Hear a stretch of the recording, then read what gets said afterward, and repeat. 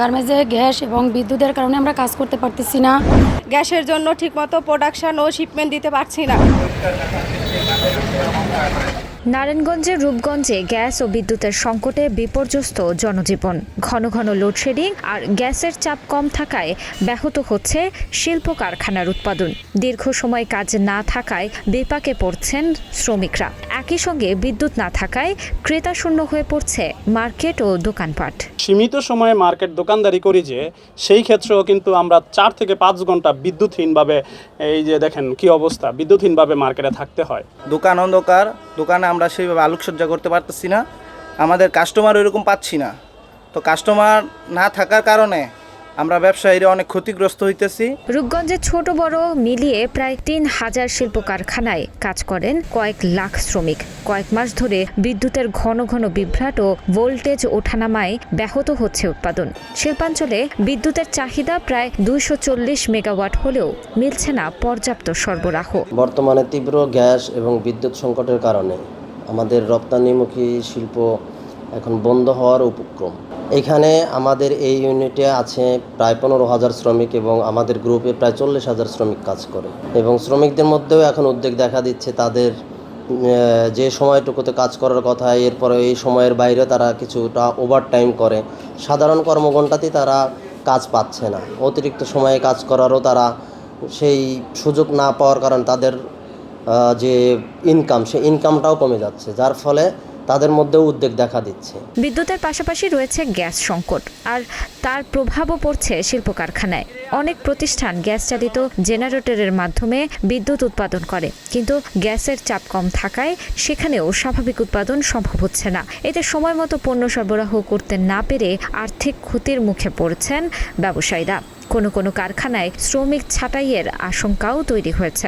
বর্তমানে দেখা যাচ্ছে যে বিদ্যুৎ হঠাৎই চলে যাচ্ছে, তো সেই ক্ষেত্রে আমাদের মেশিনগুলো অফ হয়ে যাচ্ছে, যার কারণে মেশিনে স্পট আসতেছে, আনইভেন আসতেছে।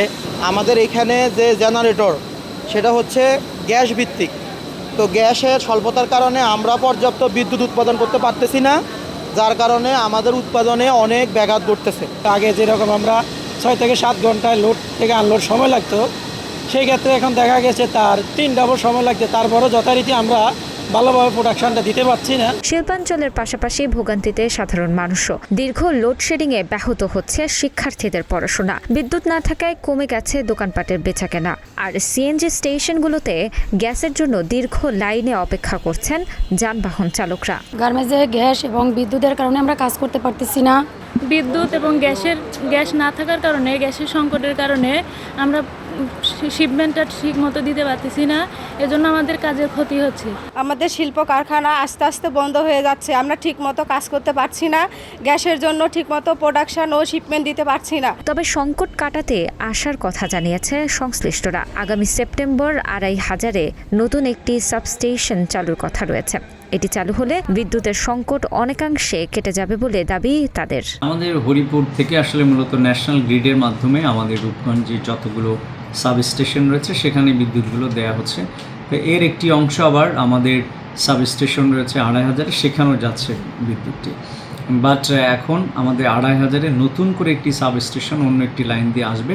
তো এটি সেপ্টেম্বরে চালু হবে। সেপ্টেম্বরে যদি চালু হয় তাহলে 2,500-এ যে বিদ্যুৎটুকু যাচ্ছে হরিপুর লাইন থেকে সেটি আর যাবে না। এটি না গেলে এই পুরো অংশটুকুই আমরা রূপগঞ্জে যারা মানুষজন রয়েছেন তারা পাবেন। সেই কারণে আমরা আশা করছি সেপ্টেম্বর থেকে আমাদের আসলে আর ওইভাবে লোডশেডিং থাকবে না। একটা গ্রিড হওয়ার কারণে এটা একটা বিদ্যুতের অতিরিক্ত ওভারলোডের কারণে একটা চাপ আছে, সেটার জন্য 2,500-এ একটা গ্রিড নির্মাণাধীন আছে এবং পিজিসিবি সূত্রে জানা গেছে এটা সহসাই চালু হওয়ার একটা সম্ভাবনা রয়েছে।